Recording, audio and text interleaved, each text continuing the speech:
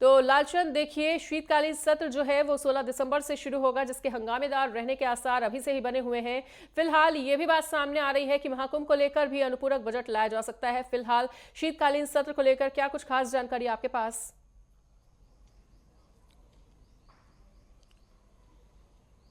बिल्कुल, आपको बता दूं कि उत्तर प्रदेश में जिस तरीके से महाकुंभ होने जा रहा है और ऐसे में चाहे बहराइच की घटना हो और चाहे संभल की घटना हो, इसको लेकर कहीं ना कहीं विपक्ष विधानमंडल सत्र के दौरान कहीं ना कहीं घेरता हुआ दिखाई देगा। जिस तरीके से 16 दिसंबर से उत्तर प्रदेश विधानमंडल दल का शीतकालीन सत्र शुरू होने जा रहा है, इसको लेकर कहीं ना कहीं विपक्ष भी कहीं ना कहीं मजबूती के साथ सड़क से लेकर सदन तक घेरने का प्रयास करता हुआ यहां पर दिखाई देगा। क्योंकि संभल में जिस तरीके से एक बड़ी हिंसा हुई, पथराव हुआ, मस्जिद के में जो है सर्वे के दौरान पथराव हुआ, उसके बाद ये माना जा रहा है कि जिस तरीके से शीतकालीन सत्र शुरू होने जा रहा है, ऐसे में विपक्ष कहीं ना कहीं सरकार को घेरने के लिए सड़क से सदन तक यहां पर दिखाई देगा। और जिस तरीके से 5 लोगों की वहां पर जान चली गई, जिसके बाद विपक्ष कहीं ना कहीं लगातार संभल जाने की कोशिश करता रहा, लेकिन उन्हें कहीं ना कहीं धारा 163 के तहत उन्हें रोका गया कि वहां पर इस समय जो है स्थिति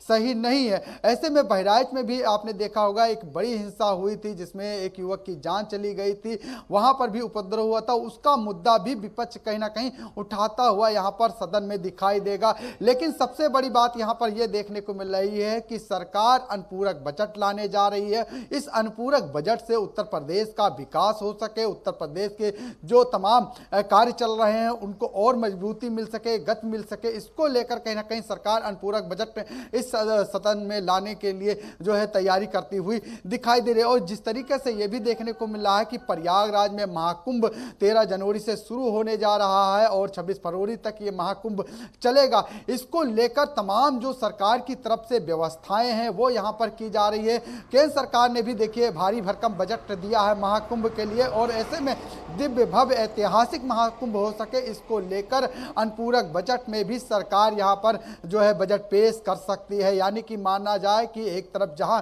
विपक्ष सरकार को घेरने के लिए तमाम मुद्दों का जो है सड़क से लेकर सदन तक उठाता हुआ दिखाई देगा, तो वहीं अनुपूरक बजट के जरिए कहीं ना कहीं सरकार तमाम विकास की परियोजनाओं को गति देगी। नई चीजों को भी यहां पर अनुपूरक बजट में देखने को मिलेगा। इसके साथ में महाकुंभ में भी अनुपूरक बजट सरकार पेश कर सकती है। जी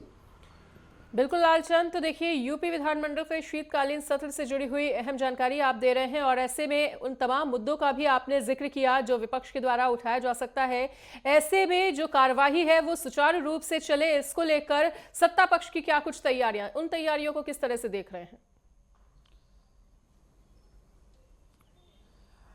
देखिए, सत्ता पक्ष हमेशा से मुद्दा उठाता रहा है कि शांतिपूर्ण तरीके से सदन की कार्रवाई चले और जिस पर कि सभी मुद्दों पर चर्चा होनी चाहिए। और यही वजह होती है कि उसके पहले जो है सर्वदलीय बैठक होती है। बैठक में यही साफ कहा जाता है कि जो है सदन की जो कार्रवाई हो वो शांतिपूर्ण तरीके से चलाई जाए, जिसको लेकर कहीं ना कहीं सरकार की तरफ से, सत्ताधारी पक्ष की तरफ से, विधानसभा अध्यक्ष की तरफ से सभी विपक्षी दलों से जो है अपील की जाती है, और जिससे कि जो सदन में मुद्दे हैं, जो जनता से जुड़े ज्वलंत मुद्दे हैं, उनको भी उठाया जा सके, जिससे कि उस पर चर्चा होने के बाद उस पर सही तरीके से जो है उस पर काम किया जा सके। सरकार इस तरीके के प्रयास करती हुई दिखाई देती है। लेकिन जिस तरीके से विपक्ष कहीं ना कहीं, चाहे बहराइच का मुद्दा हो, चाहे संभल का मुद्दा हो, चाहे उत्तर प्रदेश में कानून व्यवस्था का मुद्दा हो, तमाम अन्य अन्य मुद्दों को, महंगाई का, बेरोजगारी का, किसानों की समस्याओं का,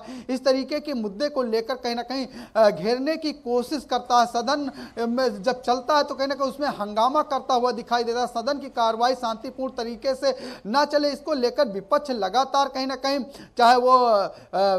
कांग्रेस की बात की जाए, चाहे समाजवादी पार्टी की बात की जाए, क्योंकि कांग्रेस में मात्र 1 विधायक है, बसपा में सिर्फ 1 विधायक है, और समाजवादी पार्टी जो मजबूत विपक्ष दल है वो कहीं ना कहीं सड़क से लेकर सदन तक इस तरीके के हंगामा करते हुए दिखाई देगा। लेकिन देखने वाली बात होगी जब